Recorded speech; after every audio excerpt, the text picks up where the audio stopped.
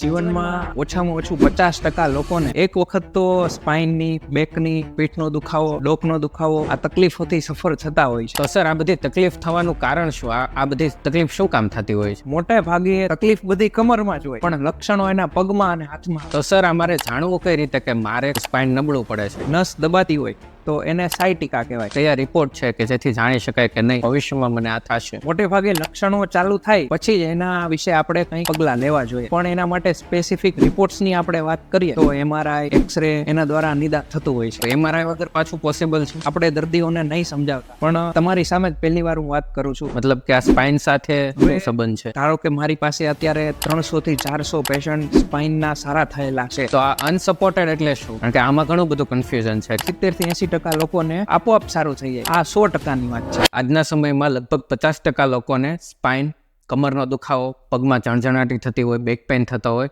એવી સમસ્યા જનરલ પીપલને થતી હોય છે. તો એ વસ્તુના નિવારણ માટે, તેના વિશે વધુ સમજવા માટે આજે આપણે ઇન્વાઇટ કર્યા છે ડૉક્ટર શક્તિ રાખોલિયાને, કે જેઓ 6 વર્ષથી હોમિયોપેથી સાથે સંકળાયેલા છે અને સ્પાઇનમાં તેની સારી એવી એક્સપર્ટાઇઝ છે. તો please welcome doctor Shakti Rakholiya. Thank you for inviting me. Thank you. તો સર તમે આપણા ઓડિયન્સને જણાવશો સ્પાઇન વિશે બેઝિક માહિતી? અત્યારે જીવનમાં ઓછામાં ઓછું 50% લોકોને એક વખત તો સ્પાઇનની, બેકની, પીઠનો દુખાવો, ડોકનો દુખાવો આ તકલીફોથી સફર થતા હોય છે. તો સર આ સ્પાઇન, સાયટિકા એ વિશેની બેઝિક માહિતી આપજો.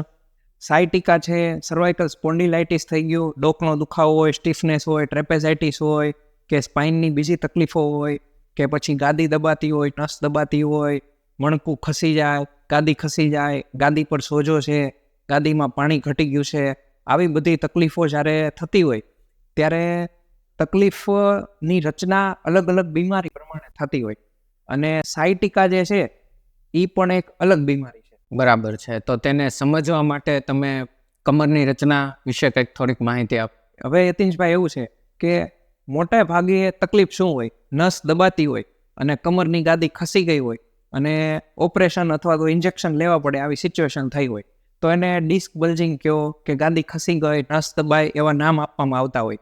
હવે જે પગની જે પાછળના ભાગની જે નસ છે, જો એ દબાય, કમરની ગાદી જે છે એનું વજન નસ ઉપર આવે, એટલે આ નસ જો દબાય તો એને સાયટિકા કહેવાય. હવે એ સાયટિક ન દબાય છે એટલા માટે એનું નામ સાયટિકા છે. બાકી આ સિવાય લોકોને પગના આગળના ભાગમાં દુખાવો થાય, ડોકમાં, અને જો સર્વાઇકલના જે મણકા હોય, ડોકના મણકા, ત્યાં નસ દબાશે તો હાથમાં તકલીફ થશે, એવી રીતે. બરાબર. તો સર આ બધી તકલીફ થવાનું કારણ શું? આ બધી તકલીફ શું કામ થતી હોય છે? હવે આ તકલીફ થવા પાછળનું કારણ સમજતા પહેલા આપણે એક સ્પાઇનની રચના સમજી લઈએ. હવે જે આપણા મણકા વિશે તમને ખ્યાલ હશે યતીનભાઈ કે બધા મણકા હોય છે, 2 મણકાની વચ્ચે ગાદીનો ભાગ રહેલો હોય છે. આ જે ગાદી હોય છે એમાં એનું કામ શું છે? એબ્ઝોર્પ્શન કરવાનું છે, જે શોક એબ્ઝોર્બર તરીકે કામ કરે છે, કે વજન ઉચકો કે બીજું કોઈ પણ કામ કર્યું આપણે, મૂવમેન્ટ થાય, બેલેન્સ, તો એ ગાદી એને બચાવે છે. હવે ગાદીની મણકાની અંદર જે કરોડરજ્જુ મગજમાંથી પસાર થતી હોય નીકળતી હોય છે. હવે ગાદી જો ખસે, ગાદીના ત્યાંના સ્ટ્રક્ચર, લિગામેન્ટ જો નબળા પડે, કમરના સ્ટ્રક્ચર જો નબળા પડે તો ગાદી ખસે. હવે જો ગાદી ખસે તો આ નસ દબાય અને પછી બધા લક્ષણો ચાલુ થાય. તકલીફ બધી કમરમાં જ હોય, પણ લક્ષણો એના પગમાં અને હાથમાં આવે. ખાલી ચડી, જણજણાટી, ઊભું ન રહી શકાય, તમતમ થાય, આવી બધી તકલીફ થતી હોય છે. બરાબર. તો સર વજન ઉપાડવાથી ને આ તકલીફ થાય ને? હવે વજન ઉપાડવાનું એવું છે યતીન્સભાઈ કે તમે સમજો કેટલા મજૂર હોય, કેટલો વજન ઉચકતા હોય, તો વજન ઉચકવાથી જો તકલીફ થતી હોય તો દરેક ઓર્થોપેડિક હોસ્પિટલમાં મજૂરોની લાઈન હોવી જોઈએ કે વજન ઉચકવાથી આ તકલીફ થઈ ગઈ. પણ વજન ઉચકાય એના કારણે તકલીફ થાય, આ એક એન્ડ રિઝલ્ટ છે. એની પહેલાં ત્યાંનો સ્પાઇનના જે મસલ્સ છે, લિગામેન્ટ છે, ત્યાંનું સ્ટ્રક્ચર છે, ત્યાંનું ફ્લુઇડ છે, એ ઢીલું પડવું, કમજોર પડવું જરૂરી છે. એ કમજોર પડશે તો જ બીમારી આવશે. બીમારી મૂળ શું છે કે એ ભાગ કમજોર પડે છે, એટલા માટે જ બહારના અવયવો, બહારના જે પરિબળો છે, વજન ઉચકવું કે કોઈ સુવાફેર થયું કે રોદો આવો કે બીજી કાંઈ પણ તકલીફ કે ઠેસ આવી, આ બધી તકલીફ ક્યારે કરશે કે મશીન ચલાવવું કે હીરા ખસવામાં વાંકા કામ થાય, મશીન પર બહેનોને કામ થાય, સ્ટુડન્ટને પીસીમાં કામ થાય, ઓફિસ વર્કરને કામ કરવામાં આ દુખાવો થાય. તો એની પહેલાં આ સ્ટ્રક્ચર નબળું પડે પછી જ આ બીમારી થાય છે. તો મૂળ કારણ છે કે સ્પાઇન અને જે ત્યાંના લિગામેન્ટ સ્નાયુ છે, સ્ટ્રક્ચર છે, એ નબળું પડે છે. બરાબર. તો સર અમારે જાણવું કઈ રીતે કે મારે ખુદને આવી રીતે પ્રોબ્લેમ થાય છે કે મારું સ્પાઇન નબળું પડે છે? એવી કઈ ટેકનિક છે, એવા કયા રિપોર્ટ છે કે જેથી જાણી શકાય કે નહીં હું આ પરિસ્થિતિમાં આગળ જવાનો છું અથવા ભવિષ્યમાં મને આ થશે? મોટે ભાગે લક્ષણો ચાલુ થાય પછી જ એના વિશે આપણે કંઈક પગલાં લેવા જોઈએ. ધારો કે શરૂઆત થાય ખાલી ચડવાની, હાથ પગમાં જણજણાટી, ઊભું રહેવામાં દુખાવો થાય, અહીંયા જકડન થવી, સવારે ઉઠીને જકડન થવી, થોડું ઘણું કામ થાય, એક્ઝર્શન થાય કે સાફ સફાઈનું કામ વધારે થઈ જાય, રૂટીન કરતાં કામ વધારે થાય અને હાથ પગમાં આવો દુખાવો થતો હોય સ્પેસિફિક લોકેશનમાં, તો મોટે ભાગે ડૉક્ટર, નજીકમાં કોઈ પણ ડૉક્ટર હોય એમની સલાહ લ્યો એટલે તરત જ એનું નિદાન થઈ જાય. પણ એના માટે સ્પેસિફિક રિપોર્ટ્સની આપણે વાત કરીએ તો MRI, એક્સરે એના દ્વારા નિદાન થતું હોય છે. બરાબર. તો MRI વગર પાછું પોસિબલ છે? હા, આપણે MRI વગર યતીન્દ્રભાઈ જાણવું હોય તો જે નસ દબાય છે એ નસ દબાતી હોય એટલે આપણે L4, L5 આવું તમે નામ સાંભળ્યા હશે, સર્વાઇકલમાં C4, C5. તો હવે પગનું જે સ્પેસિફિક સ્ટ્રક્ચર છે કે ગોઠણની નીચે દુખાવો થાય છે, ગોઠણની ઉપર દુખાવો થાય છે, કે હાથમાં છેલ્લી 2 આંગળીઓ છે, આગળની 3 છે, પગની પાની છે કે પગના પંજા છે, જે ભાગમાં દુખાવો થતો હોય એ ભાગનો એરિયા હોય કે સપોઝ આ લાઇટ છે તો એ લાઇટ કયા બોર્ડમાંથી આવે છે? આ બોર્ડમાંથી. આ ફેન છે તો એ આ બોર્ડમાંથી આવે છે. તો જે એરિયા છે એ એરિયાનું વાયરિંગ કઈ જગ્યાએથી આવે છે? L4 માંથી આવે છે, L2 માંથી, L5 માંથી, એના ઉપરથી ડૉક્ટરને ખ્યાલ આવી જાય. તો ઘણીવાર એવું આપણે સાંભળતા હોઈએ કે આ બધી વસ્તુમાં ઓપરેશન કરાવવું પડતું હોય કે ઓપરેશન કરો તો જ તે આ શક્ય છે કે આ તમે તો જ તે દુખાવામાંથી બહાર આવી શકશો. તો ઓપરેશન સિવાય કાંઈ રસ્તો છે કે ઓપરેશન એક જ રસ્તો છે? હવે દરેક વ્યક્તિનું આપણે ગાદી ખસી ગઈ હોય, સ્પાઇનની તકલીફ હોય, દરેક વ્યક્તિનું આપણે ઓપરેશન કરીએ તો ઓપરેશન પછી પણ લક્ષણો રહેવાના. હા, દુખાવો થતો હોય છે. અને બીજું એ છે કે ઓપરેશન સિવાય કયા કયા રસ્તાઓ છે? ઓપરેશન અમુક સ્ટેજ સુધી પહોંચી જાય તો ઓપરેશન જરૂરી છે, પણ અમુક પ્રી સ્ટેજ છે તો ત્યાં સુધીમાં આપણે એને બચાવી શકીએ તો એના માટે ઘણા બધા રસ્તાઓ છે, દવાઓથી થઈ શકે. મેં તમને કીધું ને કે 50% લોકોને તકલીફ થતી હોય એમાંથી 70% લોકોને, 70 થી 80% લોકોને આપોઆપ સારું થઈ જાય. 2-3 મહિના હિલિંગ આવતા વાર લાગે, પછી એમને સરખું થઈ જાય. બરાબર. તો સર તમે દવાઓની વાત કરી તો અહીંયા પાછો એક પ્રશ્ન ઊભો થાય કે દવાઓ લેવી તો કઈ દવાઓ લેવી? એલોપેથિક લેવી, આયુર્વેદની સારવાર લેવી કે પછી કાયરોપેટ્રિક લેવી? તો આ ત્રણેયમાંથી અથવા તો ત્રણેય એક સાથે લેવી? કારણ કે આમાં ઘણું બધું કન્ફ્યુઝન છે કે દવાથી કઈ રીતે કેટલી ઝડપમાં સારું થશે. હા, એટલે દરેક સારવારનો પોતાનો રોલ છે. સપોઝ આપણને દુખાવો થાય છે, અસહ્ય દુખાવો, આપણું રૂટીન ડિસ્ટર્બ થાય છે તો ત્યારે પેઇન કિલરનો સપોર્ટ લેવો પડે. અમુક લોકોને ઇન્જેક્શન લેવા પડે, અમુક લોકો હાર્ડવેરના પણ જાણકાર હોય તો એ લોકો પણ આમાં સારવાર આપે છે. ફિઝિયોથેરાપીથી પણ ફાયદો થાય.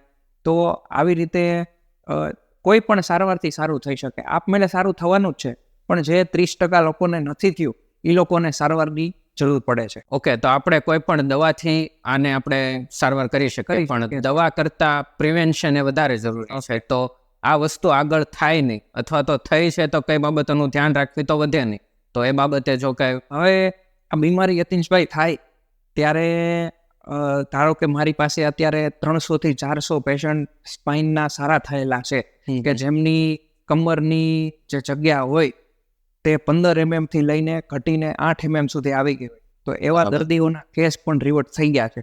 ઓપરેશન સુધી પહોંચી ગયેલા કેસ રિવર્ટ થયેલા છે. ઓપરેશન પછી રહેલા દુખાવો પણ રિવર્ટ થયા છે.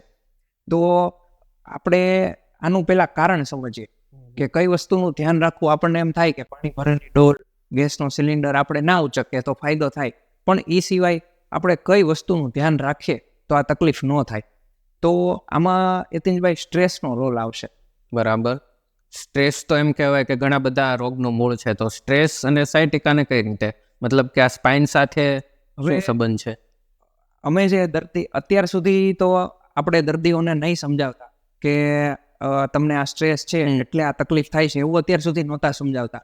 પણ તમારી સામે જ પહેલી વાર હું વાત કરું છું કે જ્યારે હોમિયોપેથીમાં દર્દીની આખી તાસીર સમજીએ છીએ ને આપણે, કે કેટલા સમયથી તકલીફ છે, એની શરીરની માટી કેવી છે, તાસીર શું છે, અને MRI પરથી આપણને ખ્યાલ આવે કે કયું સ્ટ્રક્ચર, ત્યાં લિગામેન્ટ હોય, ફાઈબર હોય, સ્ટ્રક્ચર બીજા હોય, ગાદી હોય, કાર્ટિલેજ હોય, ફ્લુઇડ હોય, તો કયું સ્ટ્રક્ચર અફેક્ટ થયું છે એના પરથી એનું સ્ટ્રેસ લેવલ ગોતીએ.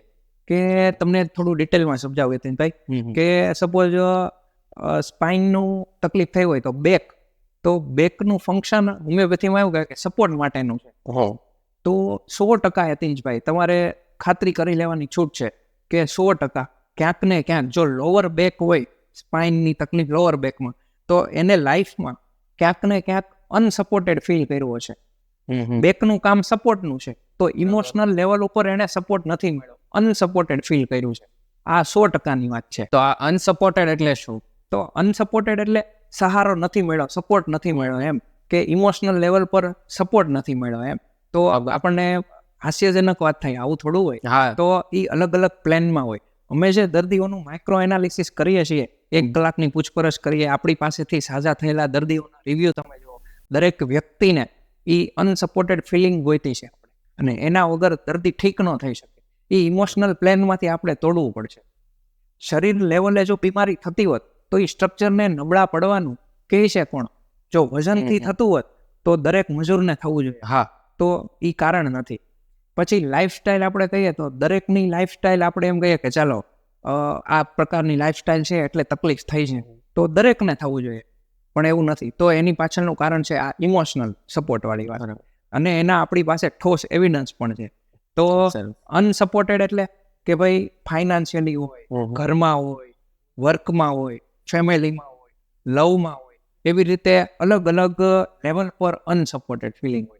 તો એ માઇક્રો એનાલિસિસ દરેક હોમિયોપેથિક ડોક્ટર કરશે અને એને હીલ કરશે. સ્ટ્રેસ ઓછું થશે એટલે આ રોગમાંથી બહાર આવી શકાય. યસ, 100%. સ્ટ્રેસનો રોલ આમાં 70-80% છે. બરાબર. તો સ્ટ્રેસ ઓછું કરવા માટે કઈ દર્શક મિત્રોને સલાહ? તો એના માટે સ્ટ્રેસ માટે તો આપણે પહેલા એક ડોક્ટર જો ડિસ્પેન્ઝા થઈ ગયા, અત્યારે યુએસએમાં એમની પ્રેક્ટિસ છે. તમે એમના ઇંગ્લિશ અને હિન્દી વિડીયો પણ છે યુટ્યુબમાં, તમે જોજો. તો એ એના ઉપર આખું રિસર્ચ કરે છે, અને એક સાથે 2000-2500 લોકોને બેસાડીને વિધિન 1 વીક પ્રોબ્લેમ સોલ્વ કરી દે છે. એમના યુટ્યુબમાં ઓપન વિડીયો છે.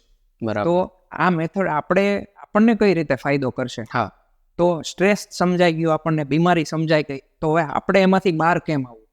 તો એના માટેના પહેલી વસ્તુ છે awareness is a half cure, એવું કહેવાય. હા, કે એ તકલીફથી જ્યારે તમે અવેર થઈ ગયા એટલે એ હાફ ક્યોર થઈ ગયો.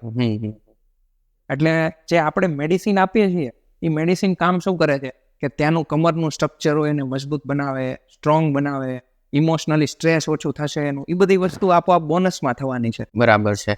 તો હવે આપણે એમાં શું કરવું અને શું ના કરવું જોઈએ કે જેથી રોગથી બચી શકાય? હવે રોગથી બચવા માટે જ્યારે પેઇન થયું છે ત્યારે જે પોઝિશનમાં પેઇન થતું હોય એ પોઝિશન આપણે અવોઇડ કરવાની છે. કેમ કે બોડી એ પોઝિશનમાં આપણને જવાની ના પાડે છે, કેમ કે એ પોઝિશનમાં ડેમેજ થવાના ચાન્સ વધારે છે. એટલા માટે જે પોઝિશનમાં પેઇન થતું હોય ત્યારે આરામ કરી દેવો જોઈએ એટલા ટાઈમ પૂરતો. પછી બીજી એક ટેકનિક છે, જ્યારે બેકએક બહુ સિવિયર થાય ત્યારે પથારી પર સૂઈને બેડ પર સૂતા ગોઠણ નીચે પીળો રાખવાનો છે, થોડા લેગ એલિવેટ રાખવાના છે. આ પોઝિશન સ્પાઇનને આરામ કરવા માટેની બેસ્ટ પોઝિશન છે. તો આ પોઝિશનનો આપણે ઉપયોગ કરવો જોઈએ. અને બાકી મેં તમને કીધું શું નથી કરવાનું, એ તો આ જ કે આપણને જે પોઝિશનમાં પેઇન થાય છે એ બધી સિચ્યુએશન અવોઇડ કરવાની છે. ઓકે સર, તો જે પોઝિશનમાં દુખાવો થાય છે એને આપણે ટાળવી જોઈએ, બરાબર. પણ હવે રેગ્યુલર લાઈફમાં એક્સરસાઇઝનું એટલું મહત્વ છે, અને કહેવાય છે કે એક્સરસાઇઝ કરીએ તો સ્ટ્રેસ ઓછો થાય, સ્ટ્રેસ ઓછો થશે તો સ્પાઇનમાં રાહત થશે. બરાબર. તો હવે એક્સરસાઇઝ કરવી કે ના કરવી? તો યતીનભાઈ એમાં પહેલું રીઝન તો એ જ છે કે તમને જે પોઝિશનમાં પેઇન થાય છે એક્સરસાઇઝ કરવામાં, તો એ નથી કરવાની. અને યોગ્ય તમે ગાઈડન્સમાં કરશો તો કરી શકાય. અને બીજું એ વસ્તુ છે કે વોકિંગ, તો જો બને ત્યાં સુધી 10-15 મિનિટ વોકિંગ કરી શકતા હોય તો વોકિંગ કરવામાં કોઈ વાંધો નથી. એટલે વોકિંગ કરી શકાય, પણ એક્સરસાઇઝમાં જે પોઝિશનમાં પેઇન થતું હોય એ પોઝિશન અવોઇડ કરવી. સર, ખૂબ ખૂબ આભાર આ બધી માહિતી આપવા બદલ. હવે દર્શક મિત્રો, તમારા માટે એક ટાસ્ક છે. તમને કોઈ પણ સાયટિકાને રિલેટેડ પ્રોબ્લેમ થતા હોય, કમરનો દુખાવો હોય કે પગમાં જણજણાટી થતી હોય, તમારા કોઈ પણ ક્વેશ્ચન કમેન્ટ સેક્શનની અંદર આપજો. સર પૂરેપૂરી ટ્રાય કરશે કે તમને વ્યક્તિગત રીતે એનો આન્સર આપે. બરાબર. Thank you.